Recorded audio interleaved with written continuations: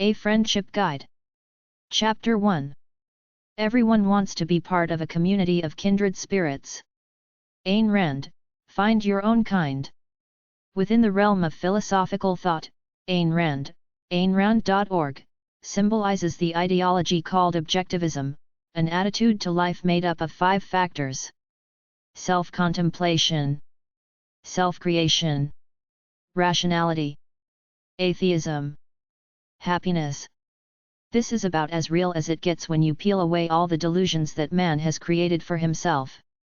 It's profoundly pro-free, enlightened individual like her novel and movie The Fountainhead, where Gary Cooper blew up the buildings he designed rather than let the bureaucrats change them.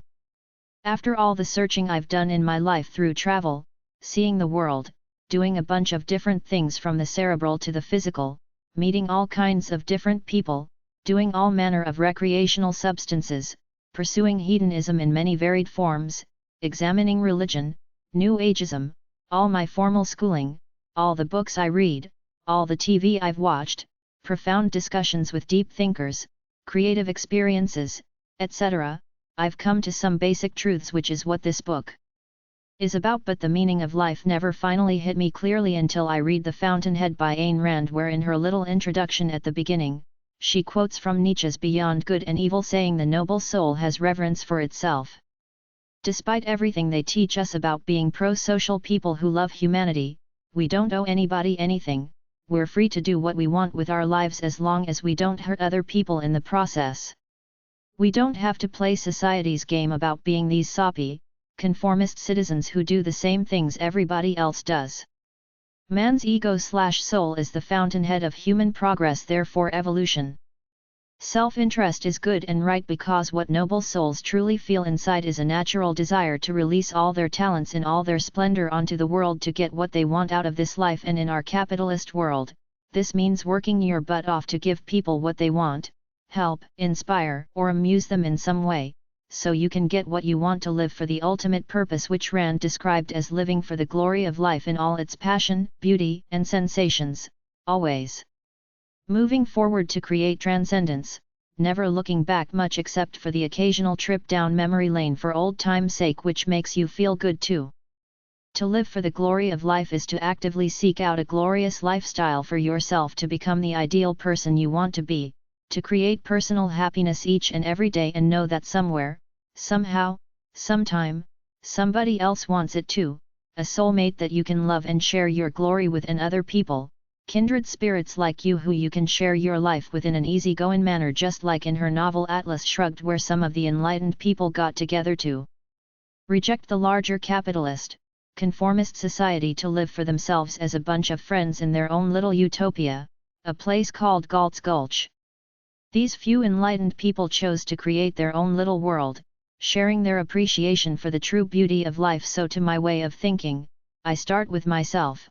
I believe in nothing but what I have in front of me in the physical world. I seek glory within myself then, because I'm a human being who wants to share his life with others. I want to live in some surrealistic beautiful place where all is good and everybody's good friends with each other. It rarely happens in real life, but this is really the goal, to end up in some sweet place with like-minded cool people like yourself grooving to life, each of you with enough money to enjoy your lives. Real life is hard work, tedium, the never-ending quest for money, so the goal is to make enough to be financially free, then find and eat in some place where there are other cool people hanging out enjoying life like you with the same attitudes. Ayn Rand had a thing about what she called the parasites of the world, all the deadheads out there either collecting welfare, sponging off somebody else, or not contributing much beyond working a dull job, then watching TV and eating junk food. You either have a primal drive to live for the glory of life or you're a deadhead. The glory of life is about keeping the soul fires burning brightly and steadily always, living for your noble visions and true potential, exploring it all, even the hedonistic, sensual side which society has tried to separate you from ever since you were a little kid via entities called guilt, the lame goods of pop culture consumerism, the accolades and trophies of status and achievement. Ayn Rand and others like her had an interesting take on non-enlightened people loosely classified as parasites. They fit into 2 groups, either bullies or victims. Bullies are trying to release the negativity they feel within by exploiting others to get what they can for themselves any way they can without regard for the sanctity of life. Victims are whimpering pussies who simply accept life as is, chew their cud, watch TV, play bingo, and think how pathetic their lives are, often blaming them on things beyond their control like the government, the system, rich people, a poor childhood, etc. Enlightened people see life for exactly what it is. They live for neither victory nor defeat, just experience, just trying to be enlightened, knowing what's going on, trying to be a light in their own way, not trying to vanquish the spirits of others via competition of any form whatsoever. The world is abundant. There's plenty for everyone if your effort is true. Cooperation is a much better way to live than competition. Victories always belittle someone else. Competition with others is the wrong way to live. Competition with yourself is great. God's law says to love everybody, but objectivist law says you only love and respect people who respect themselves and are actively trying to do something worthy with their lives beyond just paying their way by working a dull job somewhere. You don't owe anybody anything. You can be pleasant to anyone you want face to face, but your true kindred spirits, true friends, will be far and few between. Deal with the real world to get your routine tasks done, but live in that inspired headspace as much as you can. That's what makes you different from most of the population, your conscious effort to stay inspired while most people are happy just existing with good food, a dull job, glossy magazines, a nice car and TV. It's not enough. A life well lived demands true effort from your soul almost all the time. It doesn't matter what it is. The fact is that you're not really living unless you're expending the energy of your soul, and if you can share this lifestyle with others, you'll be one of the few who really wins the game of life. Regardless of where you go, if you're an enlightened free spirit, the wheat will eventually separate from the chaff, and in every crowd, you'll find a few enlightened souls like yourself different from the rest, trying to do something positive in life and spreading their inspiration onto their little circle of friends. You are what you surround yourself with. Hang around with parasites, you'll be like them. Hang around with one-dimensional positive power clones and you'll be like them. Hang around with esoteric inspired people and it'll rub off. Enlightened people want to get energy from other people, so they seek out energetic, positive people like themselves so they can keep each other inspired. That's the way it goes.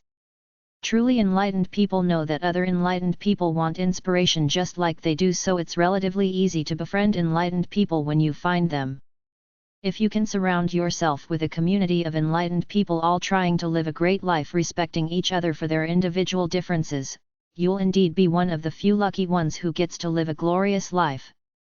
AYNRAND100.org/lifeworks.html. What nonconformists really want: a sense of community. A true community is opening up your heart, enjoying the company of others without pretense, accepting people as they are. I don't want my tombstone to read, "He had a great retirement plan." Hermann Hesse wrote a story called Narcissus and Goldmine, which was basically a commentary on society about two monks with Narcissus as the symbolic stern, disciplinary, moralistic, corny rigid father figure, and Goldmine, the son, the free-spirited, romantic dreamer living in a world of his own creation that didn't fit into the conformist world nor the set plans for his life. Hesse portrayed two people which are two incomplete parts of a whole being. The hippies of the 60s were dreamy and romantic in opposing a repressive conformist society, but they essentially had no direction or focus. They rebelled but didn't have the guts, discipline, intelligence, structure, order, nor the vision to go out and create their own version of utopia. There are plenty of aimless hedonists, nonconformists, and misfits around just living for the next experience. In fact, most of the youth who fancy themselves as cool people are like this. All of us have an Eden inside where all is right and beautiful, but most of us just relegate it to our fantasies. We don't bother to try to make it real in real life. Throughout history, many oppressed people have tried to seek out their own promised land where they could express themselves freely and live in peace and prosperity with like-minded people, all the way from the Jews in the early days looking for the promised land after the exodus from Egyptian rule to the religious groups during the Reformation to Jack Kerouac, on the road, with his beatnik crowd to the hippies of the 60s to some cults today. It's all about people trying to find people like themselves to share their lives with each other in peace, freedom, and beauty. Science fiction in general is fraught with stories of little groups of misfits or rebels who cross into the ether to build a world of their own somewhere, usually on another planet, an Eden of sorts.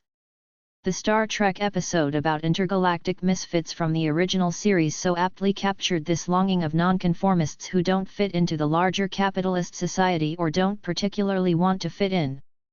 Their quest ended when the plants on the planet they went to were poisonous, but Spock said it was noble for them to keep searching. The Chrysalids by John Wyndham was the same story, people who didn't fit in, first sensing each other through ESP, then finding their own group of like-minded kindred spirits on the edge of the Badlands. People want to live in an Eden with others like themselves. That's what we all want, a heaven on earth, living great lives surrounded by people like ourselves who think like us, share our visions and want to enjoy the journey together as friends, kindred spirits, and soulmates without worrying about getting robbed, stabbed, raped or something like that. Recently, I heard a new term going around called gulching, which is precisely this: people who get away from the mainstream culture to live in small communities with others like themselves, being as self-sufficient as they can be. The term comes from Galt's Gulch, the hidden mountain community that the heroes of Ayn Rand's novel Atlas Shrugged retreated to when they got tired of injustice and the hypocrisy of the mainstream society.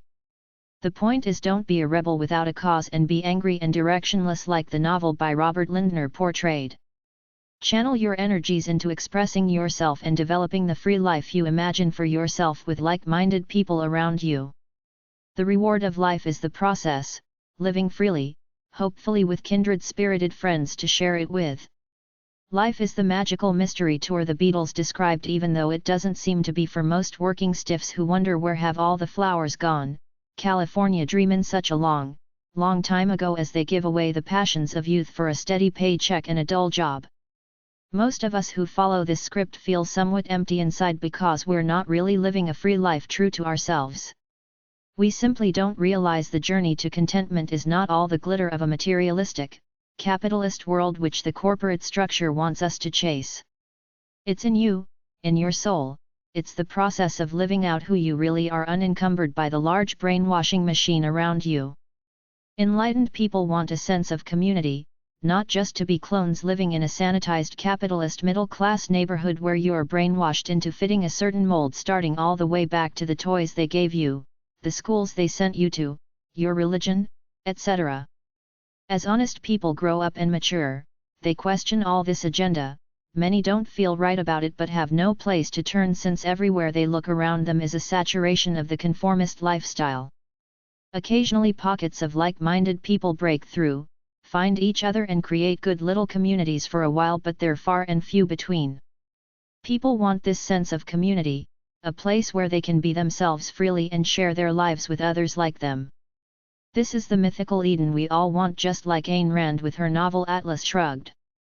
The purpose of life is to free yourself from the greater society enough to be yourself freely, but you want to share it with other like-minded people who appreciate the beauty, fun, and adventure of life just as much as you do, kinda like that old song by the New Seekers, A World of Our Own.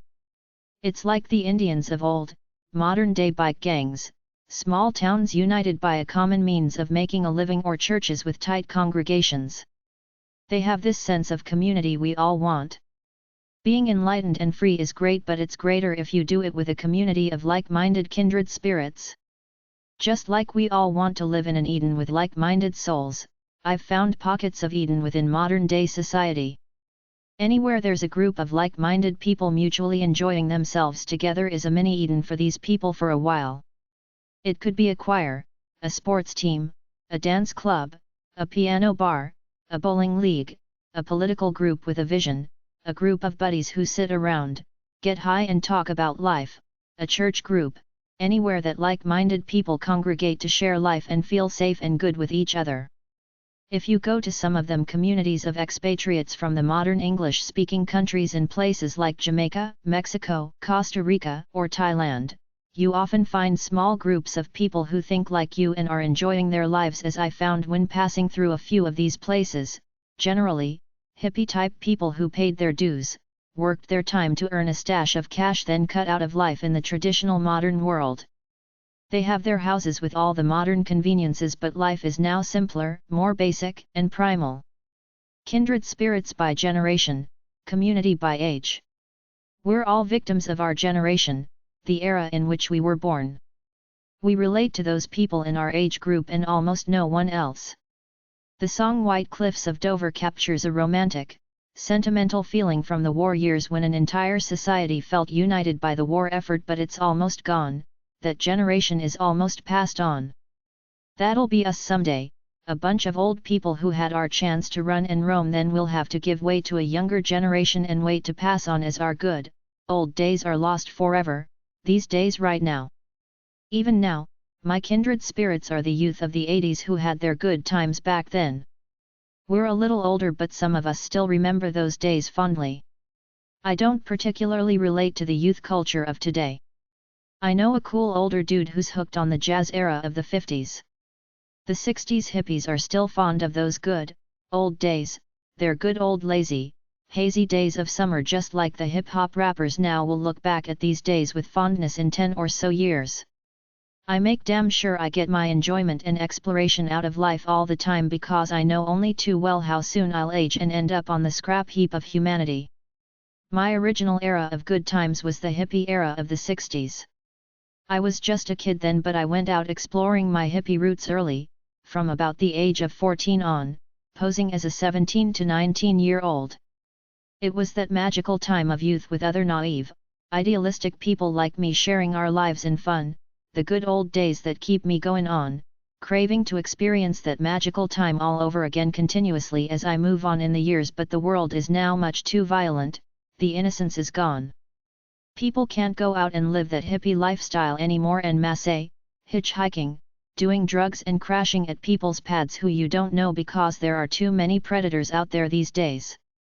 The in crowd of my youth has pretty well gone off into middle-age complacency, but I still fantasize about my good old days in the 70s and the 80s.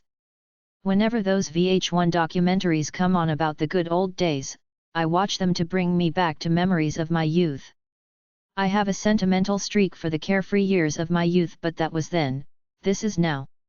I continue on living a good life regardless of what the cultural climate is around me. I won't go gently off into that middle-aged dead zone. I'll fight for my youth till the bitter end. I saw a TV documentary series that covered all the decades in the recent past and romanticized them with interviews from those who lived them. The 40s was the big bands and the community of war, the 50s was jazz and capitalism, the 60s was rock and roll and hippies, the 70s was disco and the energy crisis, the 80s was digital pop video, excessive hedonism, wealth, the 90s was the corporatization of everything from pop culture to the definition of coolness, which is where I got off the boat, said to myself that modern day, capitalist society is screwed, better live my own life, figure out what works for me, not what they tell me what works for me. We all remember the most fun times of our lives in a romantic glow. It never goes away. If you're smart, you'll keep it close in your mind, body, and soul till death do you part, and find a few friends who feel those sentiments to share the journey with. Chapter 2. Friendship, sharing ourselves. Friendship and warmness, we seem to have lost it.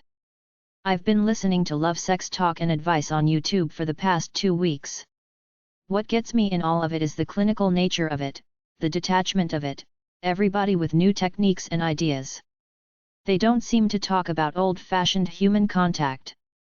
What people need in this cold, lonely world is someone to be nice to, talk to, listen to, sympathize and maybe understand them for a minute. That will go a lot further than any therapy or cool-sounding psychobabble. How to make friends 1. Put people at ease. Be a warm individual, or at least act like one. Develop a rapport with people. Make friends by being a friend. Be kind, gentle, friendly, help people, inspire them, be useful and listen to them when they talk to you. People think they're more advanced, cute, cool, and special than they actually are, so your job is to help them along with this delusion. To me, a friend is someone I can relate to in a real way, who wants to have easy time together and good conversation about nothing in particular. I don't get very deep with most people beyond intellectual conversation as a hobby, but the operative word for true friendship is to really care about someone. A friend is someone who doesn't care if you look like a nerd, they will be nice to you no matter what. If I meet someone somewhere, I will make a few innocuous neutral or pleasant comments, then say something from the latest headline, and if they want to talk, they will answer back, and in a few minutes, we will be exchanging good conversation. If they don't, that's fine. I don't need to talk to strangers. When people meet you for the first time, their thinking is he or she an ass or a cool person. Don't be an ass. Try to come off as an easygoing, unassuming person. A lot of people think other people are spending their time thinking about them, but the truth is that we're all spending our time thinking about ourselves. So if you spend time with someone acting like you're thinking about how special they are, you will make a friend. Help people, talk nicely, listen, and they will befriend you. The secret to making friends and influencing people is to take the focus away from you and put it on whomever you're with. Don't go overboard with phony praise, just be a nice person, show interest in others, like them, and try to genuinely serve people. Be easygoing, occasionally funny, educated, informed, and people will be attracted to you. Don't get too deep, both philosophically or by asking people too many questions about their personal lives. They will tell you on their own if they want. When you do all this, most people will like you. It's the law of reciprocity, most people return the favors you do for them. If you're a nice person, people will be nice to you. Everybody feels special to themselves, so you have to make them feel special too. Friends can make the day go easier and help you out when you're down and out. Friends are people you can spend easy time with and not worry about anything. Friends are people who respect you and respect what you're doing with your life. A true friend is loyal. When everybody's backing off because you're going through hard times, a true friend will stay to give you support. Friends make you feel good about yourself and don't get jealous of your success. A friend will believe you when no one else will and keep his mouth shut rather than tell you that your feet smell. Friends are people you can share part of your life with, people who appreciate the simplicity of life, know what's real, and don't try to put on phony airs. The easiest and best rule of life is to live and let live, don't openly disrespect anyone. Be kind, because most people are probably living more turbulent melodramas than you that you don't know about. That's what Malcolm X told his followers. If somebody's minding their own business, even if they're white, let them be. If they get in your face, you're justified to do whatever it takes to remove the threat. In your search for friendship, seek out humble people who live simple lives. The more innocent a person is, the better friend he will be. The more advanced and sophisticated, the more self-centered and callous. My favorite people, regardless of how innocent or worldly they are simply straight shooters. It doesn't matter to them whether they have no status in the world or have all kinds of titles and money. It doesn't affect them either way. They talk to me as straight as I talk to my bosom buddies from childhood. No bull, because they know neither of us buy it. How to make friends too. If you want to make new friends and experience social activities, help people, be friendly, bring them food and gifts. Be comforting. Be a companion. Do fun stuff like sing and dance together. Sit in peace and quiet with people to get them to relax and open up to you, as opposed to feeling you need to talk about superficial stuff all the time. Have an unselfish caring and an air of affection. Be loving. Be a friend and helper. If you find a true friend, cherish the friendship. Talk about things that matter with your friends. People are compelled to treat you in the same manner you treat them. I.e., if you scream and yell at someone, they feel compelled to scream and yell back. You can frequently disarm an angry adversary by being nice to him, or at least appearing to be nice. If you push to get your way, you will make enemies. Play it cool. It isn't worth it to antagonize people. Honey traps more flies than crap, meaning the way to get what you want from people is by being nice to them. Avoid negative people. Find good people to be with. People generally fulfill your expectations of them. There's a subconscious meaning in there. People sense what you think of them and live up or down to that image. If you want to meet more people, act interested in them and flap your gums. Never give unsolicited advice. Avoid giving advice as much as possible unless someone asks for it.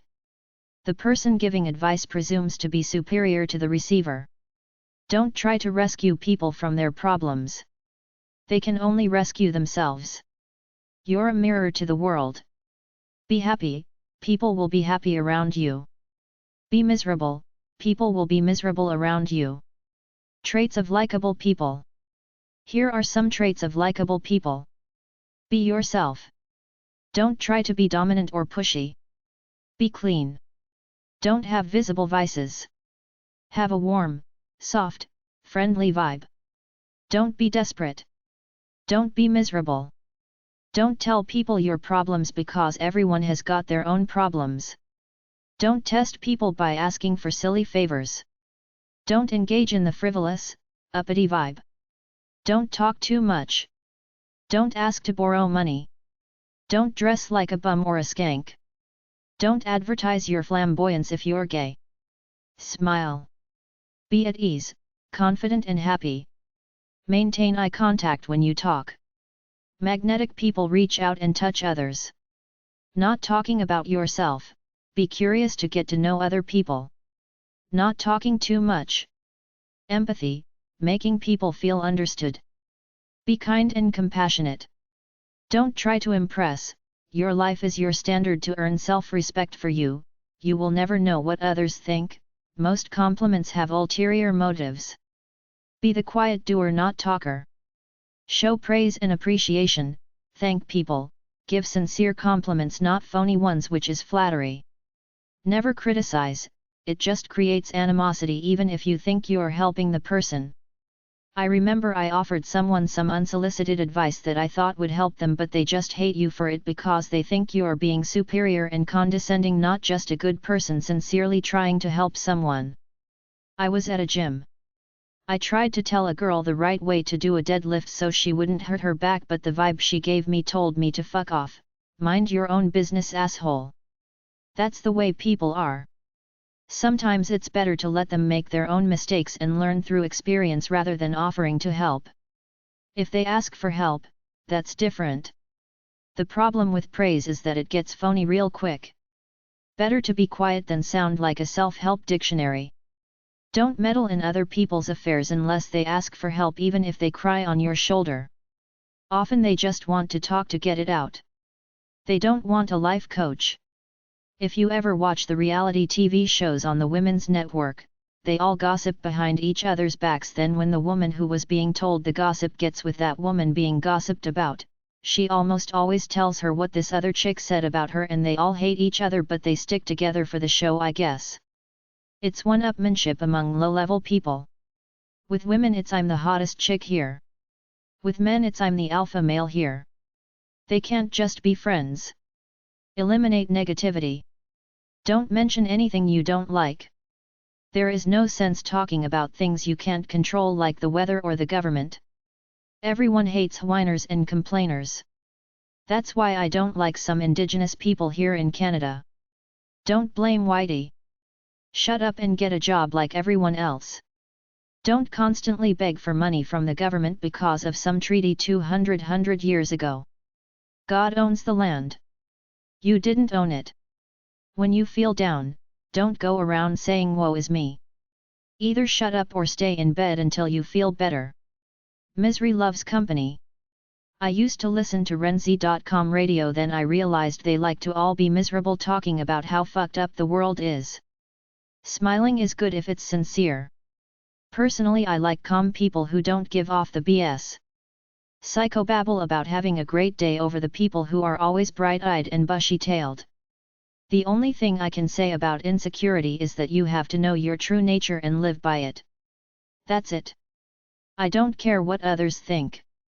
I can't be insecure because I don't care about the opinions of others. Life is my standard alone. Being real is being who you are by nature. Try not to judge by facial expression. Try to not to grimace when that person you hate walks by. Try to be calm. Don't give him the finger. Don't compete in some illusory standard because it never ends if you feel you have to be the coolest in the room. Just live your life. Conversations aren't competitions. They're friendly banter, not I'm the smartest, wittiest know-it-all ever. Be helping without compromising a person's dignity. Genuinely like people. Make friends at school. Kids don't like kids who are mean, angry, temperamental, too individual, depressed, sullen, smelly, not clean, and kids who don't fit into the stereotypical cool kid image as defined by many shows on TV. Kids are afraid of different kids, like maybe afraid of black kids, kids wearing turbans, disabled kids, etc. If a child is fat, he's a natural target because he doesn't fit the cool image.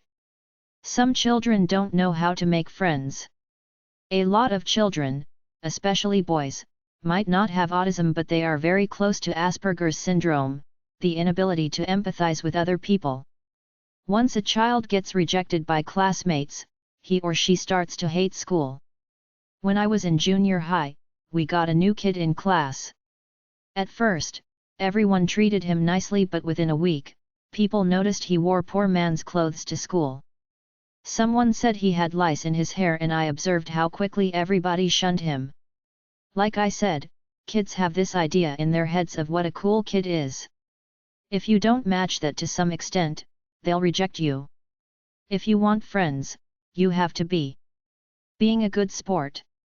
Cheer for everyone on your team. Cooperative. Coping with teasing. Fun to be with. Give a smile sometimes. Give some attention to the other person. Helping. Involved in groups and activities. Keep your voice calm and quiet. Listen when the other person talks. Maintaining a conversation. Make a joke. Modest. Participatory. Same race, religion, socioeconomic status, interests. Say something nice when the other person does well. Sense of humor. Share. Show love, or at least like. Similar to the mainstream idea of a cool kid. Sticking up for a friend. Supportive. Take turns. Trustworthy. Negative traits that push people away from you are aggressive/mean. Arrogance. Betrays confidences. Bossy/domineering. Bullying. Crybaby. Dishonest. Disruptive. Don't share. Don't want to fit in, too independent. Gluttonous. Handicapped. Hateful. Insulting/demeaning. Low cognitive skills. Make excuses. Nonconformity to peer conventions. Resistant/rigid. Selfish. Sore loser. Temper tantrums. Withdrawn/apprehensive. In early middle school, popularity and bullying are often connected, especially among girls. The popular group puts some of the others down as a group. It's all about insiders versus outsiders, but it's really all about insecurity, because most of those girls would not be so insensitive if they were alone or not an in-crowder. It's fake power to feel superior for a minute. This is classic bullying. It's an animal instinct to go after the weakest people. Take your child with you everywhere to get him used to going out. Encourage him to play with the neighborhood kids. Possibly get your child to join some outside group like gymnastics, minor sports, a children's music group, religion group, etc. Findarticles.com, Interactions that promote socialization, article on the kind of interaction that promotes healthy socialization in children. Childdevelopmentinfo.com. kidscape.org.uk/children/teens/1makingfriends.html. nncc.org, Network for Child Care. psparents.net, the Public School Parents Network.